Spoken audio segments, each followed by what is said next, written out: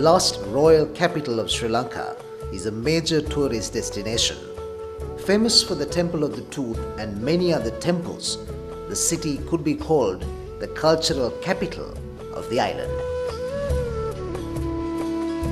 The busy town is situated in a valley at an elevation of 600 meters inside a wide loop of the Mahavali River and is surrounded by hills covered with tropical vegetation, home to the Sri Dalada Maligava.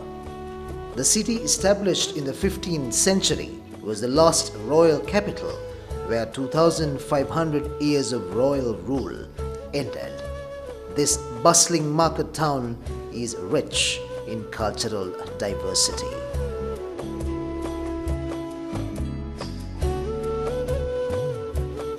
Kandy plays host to many thousands who come to pay homage to the sacred tooth relics as it is taken in procession around the city in a magnificent golden casket placed on the broad back of the temple tusker.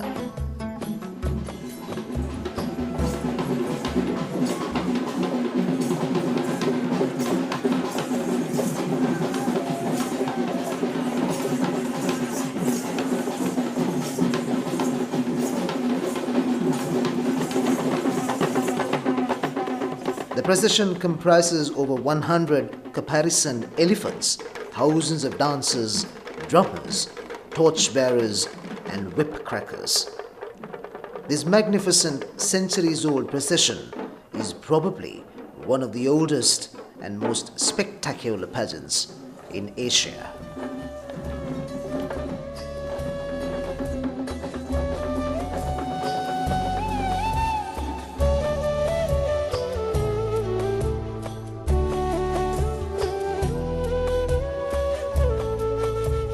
Many of Sri Lanka's arts and crafts flourish here, particularly the silver and brass crafts as well as jewelry in traditional designs.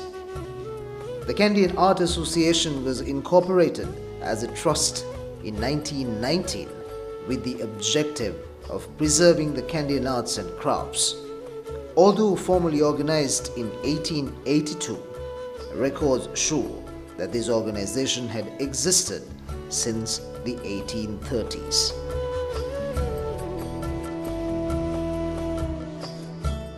Kandy is surrounded with many major Buddhist temples. Ancient buildings are just beside the Temple of the Tooth. Among them are the old royal palace, quarters of the royal concubines, queen's chambers, the council chambers, and the armory. Some of these are now being used as museums, depicting the exhibits of the Kandyan era.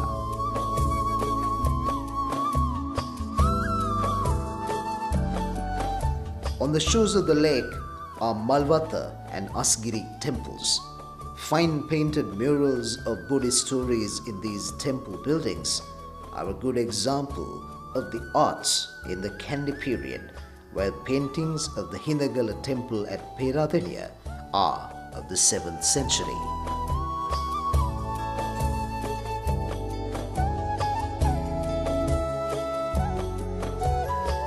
Lanka Tilaka temple is a magnificent building built on rock at a scenic location which also has fine paintings.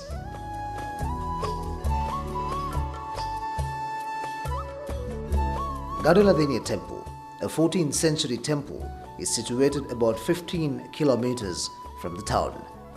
The structure of the temple is influenced by the South Indian architecture and built on a rock. The stupa is on a high stone platform. The main attraction of the Ambakya temples is the intricate wooden carvings of this 14th century shrine dedicated to god Katharagama. There is also a Buddhist temple on location. Almost the entire structures of some wooden buildings are decorated with dancers, musicians, wrestlers, legendary beasts, and birds. Nearby are the ruins of an ancient rest house with similar pillars carved in stone. The Royal Botanical Gardens, once a pleasure gardens of a Kandyan queen, this 40-hectare land is a beautiful park with numerous tropical foliage and the best in the island.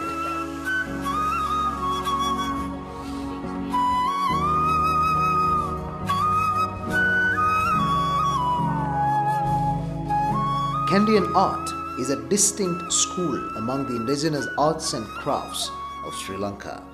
Closely associated with the Buddhist temples, Kandyan art encompasses frescoes, wall paintings, lacquer wood painting, wood carving, stone carving, metalwork, jewelry, furniture, Kandyan architecture, and much more. What is presented below is only a small glimpse of the vast wealth of Kandyan arts and crafts. Arts and crafts from a rich mosaic in the cultural fabric of the Kandyan society, the artificer, dancer, weaver, woodcarver, artist, and the musician were held in high esteem. They contributed to the economic life of society, second only to agriculture. The ancient artists and craftsmen all over Asia had been well organized into guilds. A similar system prevailed in Sri Lanka as well from early times. The knowledge, practices, and art forms were passed down from generation to generation. Even marriages were within the same group so that the craft was closely guarded.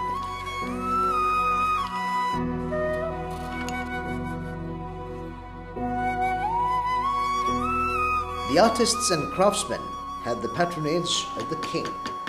The best were permanently employed in the royal household and were gifted with land in return for their services. All royal requirements, including jewelry, ornaments, utensils, were turned out by them. Gifts given to other heads of state on delegations were all turned out by these craftsmen. Jewelry and ornaments required by the nobility too were turned out by the traditional craftsmen. These items were also equally beautiful and high in quality. Reputed craftsmen in brassware, lacquer work, DUMBARA mats, weaving and handloom work are given the opportunity to practice their crafts in these premises. Wood carving in the Kandyan region was originally associated with architecture. Wooden pillars, roofs, doors, windows, door bolts, and even wooden bridges were all decorated with finely carved designs. Modern artifacts are produced without prejudice to the traditional styles of carving. The creations of the present generation include many beautiful objects of art such as trays, wall plaques, and figurines, both secular and religions.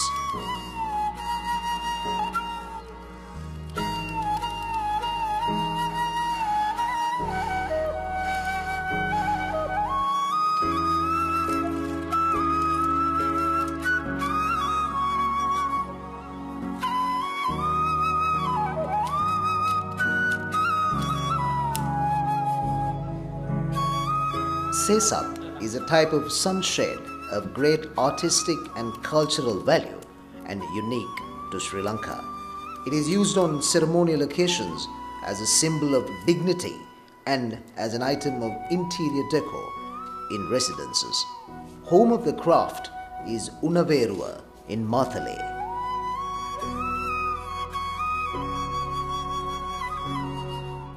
The task of the lacquer worker originally was to decorate the arrow shafts, flag staves, bed legs, and walking sticks for the nobility. Although most of these items are not in use now, the present generation of craftsmen produce several other articles such as sesat, staves, ashtrays, jewelry boxes, stands for flower pots, and so on and so forth, using the age-old techniques. Brass, silver, and mixed metal work, the best exponents of the art of brasswork, are in the Kandy and Mathale districts. The variety of items produced display a unique cultural identity. Other than the traditional items such as oil lamps, trays, bowls, vases, spittoons, and so on and so forth, among the recent additions are ashtrays, mirror frames, serviette rings, letter openers, and letter holders.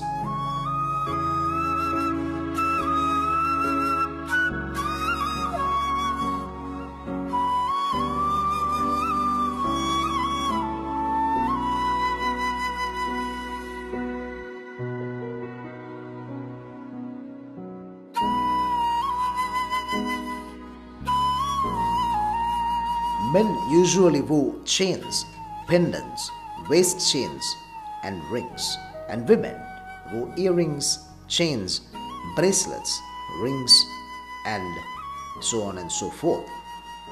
Mats, shopping bags, food baskets, grain storage bags, and so on and so forth are produced out of this leaf or using other locally grown reeds such as vatake and pang. Mat weavers of Hainavala in the Kandy district practice a singular style of mat weaving using a locally grown hem known as hana. The fiber extracted from the leaf of this plant is processed and dyed to enable the weaving of colorful mats and wall hangings. These are galley decorated with stylized floral, animal, and geometrical patterns preserved through generations of craftsmen.